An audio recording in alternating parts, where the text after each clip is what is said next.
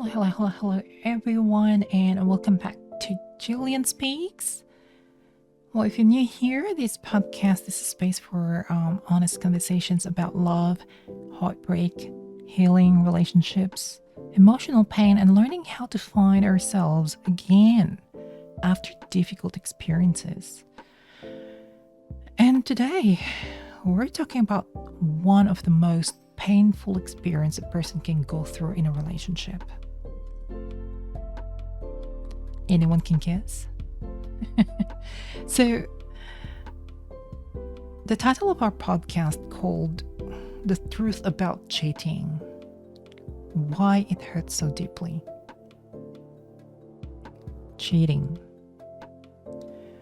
Whether you're emotionally cheated on, physically betrayed, lied to, manipulated, or blindsided by someone you trusted, cheating leaves emotional wound that can stay with people for years. Because cheating is not just about someone being with another person. It's about broken trust, emotionally humiliated, confusion, betrayal, and questioning your own reality. If people might ask, was I not enough? Like, how long was I being lied to? Did you ever truly love me? Or why would someone hurt a person they claim that they care about? And honestly, cheating changes people. Some become guarded, some lose confidence, some struggle to trust again, and some quietly blame themselves for something that was never their responsibility to carry. So today, we're going to have a real conversation about why cheating hurts so deeply, why some people cheat, why we do have emotional cheating versus physical cheating, the damage betrayal causes. We're going to talk about as well whether relationships can survive infidelity and how to heal after trust has been broken. So, where you are listening from today, thank you for staying here and for being here with me.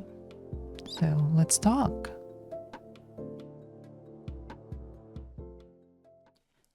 Segment 1: Why cheating cuts so deep?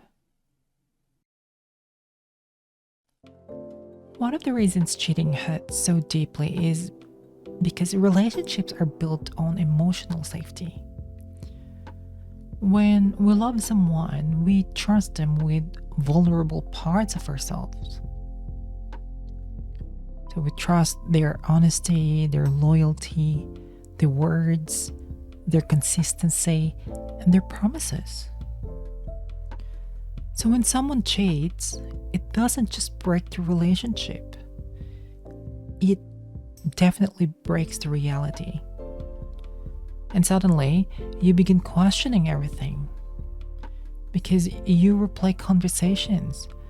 You wonder what was true. You question memories. You obsess over details. You compare yourself to other person. And one of the hardest parts of this is the humiliation people often could feel. Not because they were weak, but because betrayal makes people feel foolish for trusting.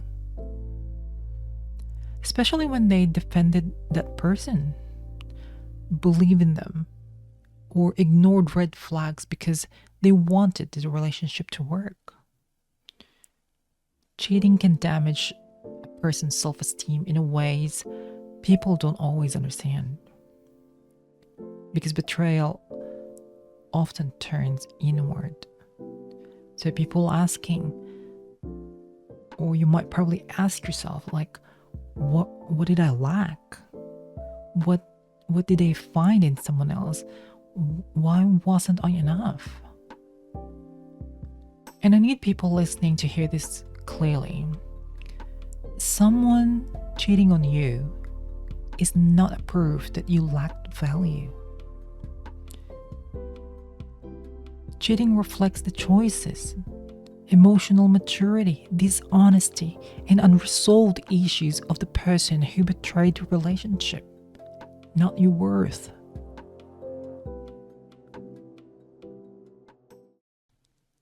Segment 2: Emotional cheating versus physical cheating. Now, this is a conversation people debate constantly. What hurts more? Emotional cheating or physical cheating? And honestly, both can be devastating in different ways. Physical cheating, I guess, is often easier to identify. It's a physical betrayal, the crossing of physical boundaries. But emotional cheating can sometimes hurt even deeper because it involves emotional intimacy with being redirected outside the relationship. It's like when someone hides conversations, builds emotional closeness with another person. It shares vulnerable parts of themselves, seek validation elsewhere, or create secret emotional attachment. That can deeply damage trust too. Because emotionally cheating often starts long before physical cheating happens. And sometimes most painful part isn't even physical act itself. It's the lying, the secrecy, the gaslighting, the denial, the manipulation, the feeling of being made to look crazy for noticing changes. Many people who were cheated would say, I think I could have handled the truth more than the lying. Yes. And honestly, that says a lot.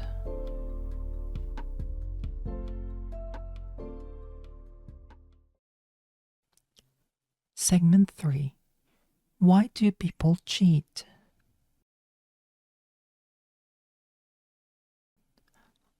This is probably one of the most asked questions after betrayal. Why do people cheat? And the truth is, there isn't just one answer. Some people cheat because they are emotionally immature. Some people, they crave validation and attention constantly. Some people, because they fear commitment, they are avoidant. Some struggle with insecurity. Some are selfish. Some just want excitement. And some because they just never learn how to communicate dissatisfaction properly. But here is something important. Feeling unhappy in a relationship does not justify cheating. There is difference between struggling in a relationship and betraying someone instead of communicating honestly. Healthy people address problems directly. They talk, they communicate, they live respectfully and necessary. Cheating is a choice, and it's always going to be a choice. And unfortunately, some people want the comfort of relationship while also wanting the excitement of something else. The combination of these create distraction. And another difficult truth, sometimes people cheat not because their partner lacked something, but because they themselves lacked emotional discipline. And that's important to understand, because many betrayed partners spend years of trying to figure out how they could have been better. Meanwhile, the real issue was the cheater's inability to handle themselves honestly. Segment 4. Can a relationship survive cheating?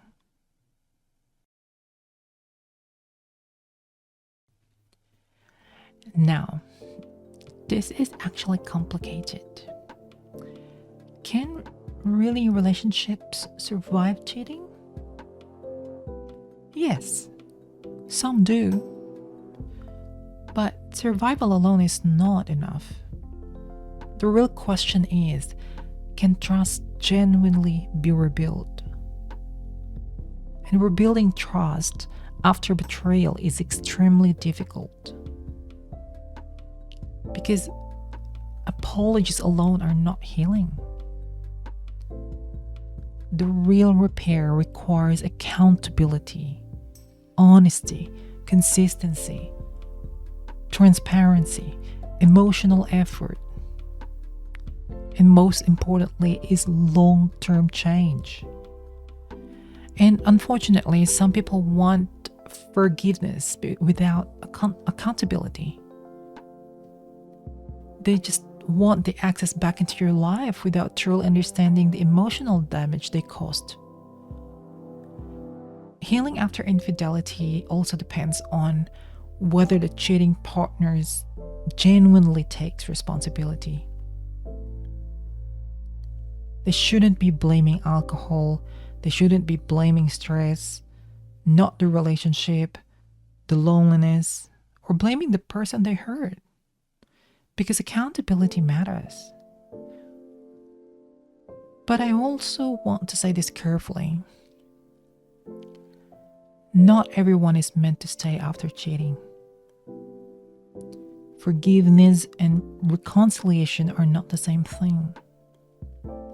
You can forgive someone internally and still recognize they are no longer emotionally safe for you.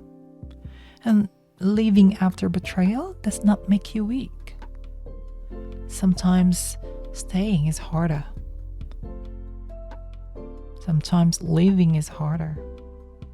Every situation is different.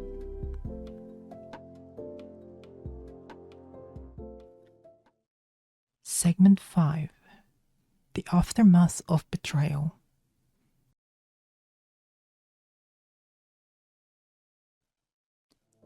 One thing people do not talk about is how cheating affects future relationships.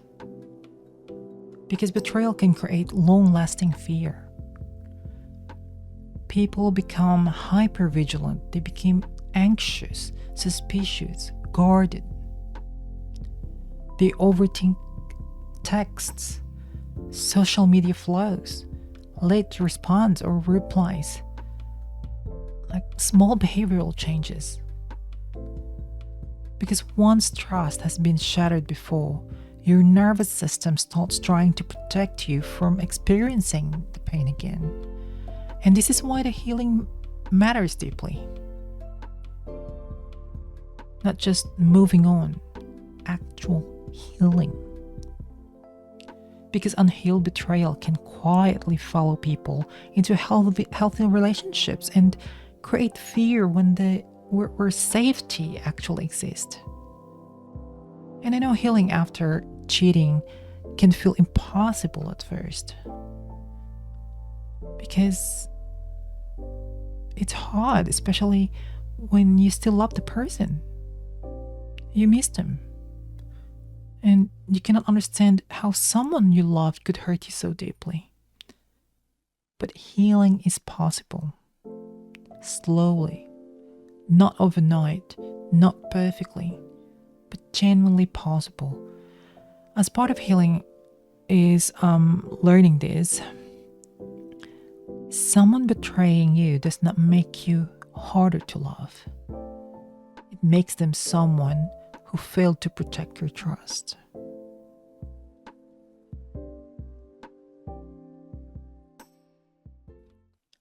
Segment 6. Choosing yourself again.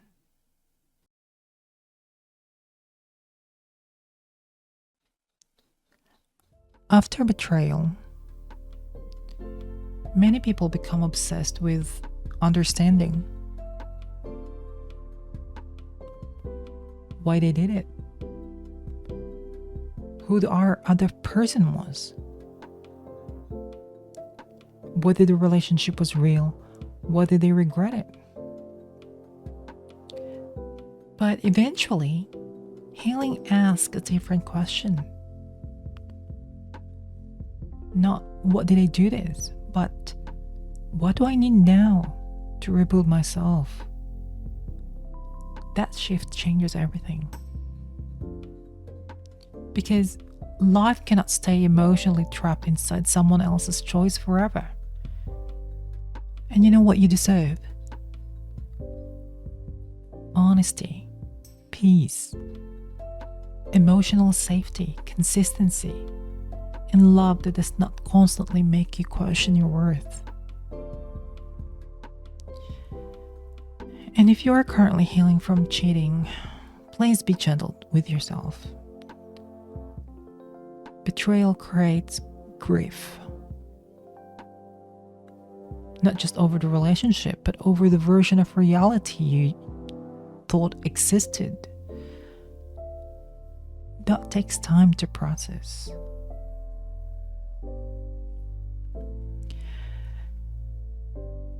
Everyone, thank you very much for being here with me today at Jillian Speaks.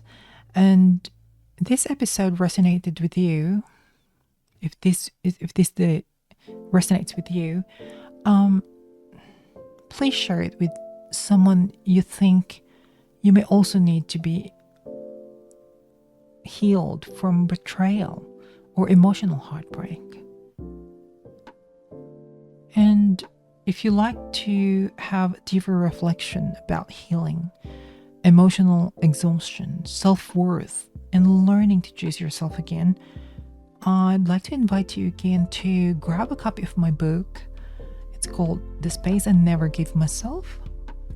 And your support is truly so much mean to me. So, as well as following Jillian Speaks on Spotify and other social media platforms like Facebook, Instagram, and TikTok accounts for more honest conversation about love, heartbreak, relationships, healing, and growth. Take care of your heart, protect your peace, and I'll see you on the next episode.